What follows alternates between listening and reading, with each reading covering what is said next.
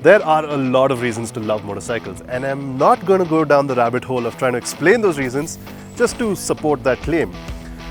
What I will say though is this: I love it. I absolutely love it when designers, engineers, the whole lot essentially just come together and say, you know what, let's just run with it. What's the worst that could happen? The Hypermotard 950 then. That's what you get when you throw logic out the window and just sort of run with it.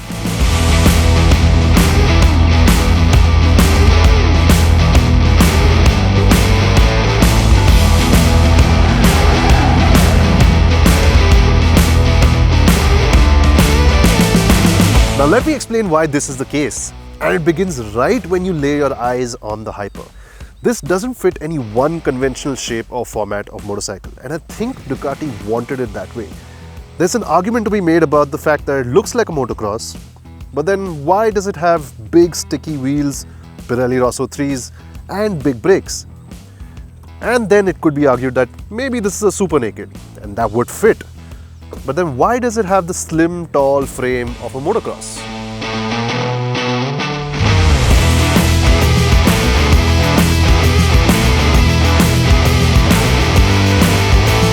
You see the dilemma? But let's for a moment just stop trying to box it into a category and let's just get on with it, shall we?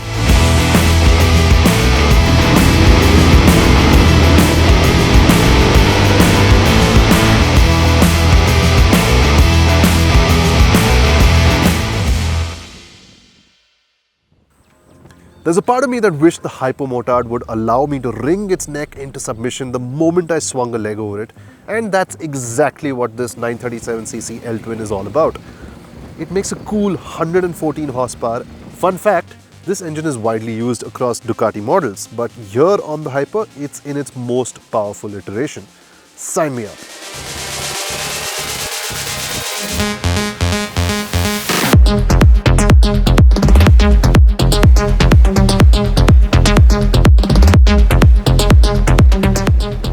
So what does this mean exactly?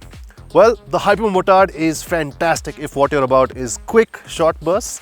The 937cc L-twin is just really good at making a lot of grunt low down in the rev range.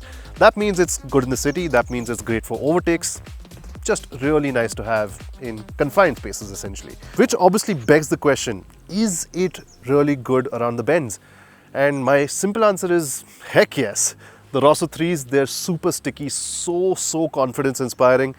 The only real caveat is that you really have to hang off the handlebars, crouch, really push it hard and fast around corners to make it actually sticky and make it actually worthwhile. But honestly, it's also all the more rewarding.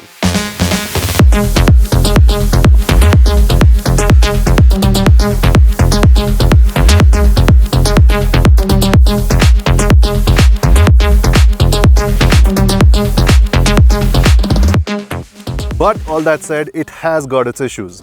It may be a blast around the city, but the suspension is set up on the stiffer side, so bumps and road irregularities aren't taken comfortably. But it should go off-road well, right? Well, it has potential, but for the most part, no. While the chassis and frame may seem up to it, the Hyper's super sticky road tires spoil the off-road fun. This is despite having great ground clearance at 195 mm and a very generous suspension travel of 170 mm on either end. The other thing that the Hypermotard really isn't equipped to tackle is, well, long distances. You can probably get away if you're doing 80 to 100 km per hour on average, but anything beyond that and wind blast becomes a serious issue, and here's why. There's no windscreen. Then of course there's the really skinny seat, which doesn't need much explaining, and on top of that there's, well, a 14.5 litre tank, which is big enough, sure. But weirdly enough, there's no fuel gauge on the TFT cluster. So yeah, that's a bit weird. The only way you can really tell that you're running low on fuel is a low fuel warning lamp that comes on, but still, strange, no?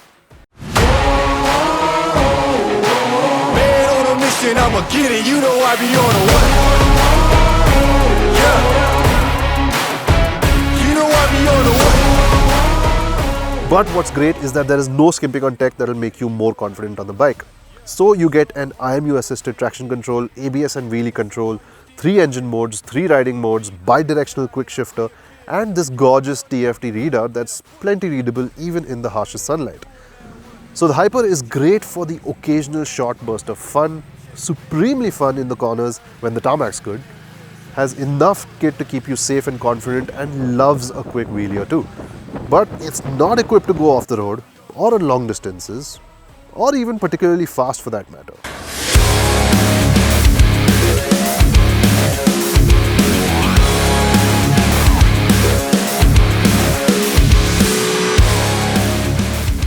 Kind of a head scratcher, isn't it? Especially once you consider the price, which is 14 big ones. But like I said in the start, logic, it's on leave for the Hyper. No, this is more like your second or your third bike for your garage. It's just on duty to serve up a massive grin, and that too for short, sustained periods. This totally makes sense to me. And all it took me was, well, Ducati loaning the bike for a few days. Anyway, thank you for watching. This is Forbes India Momentum. I'm Ronak, and time to see if I can change this loan duration to a couple of weeks, maybe a month, a year, please.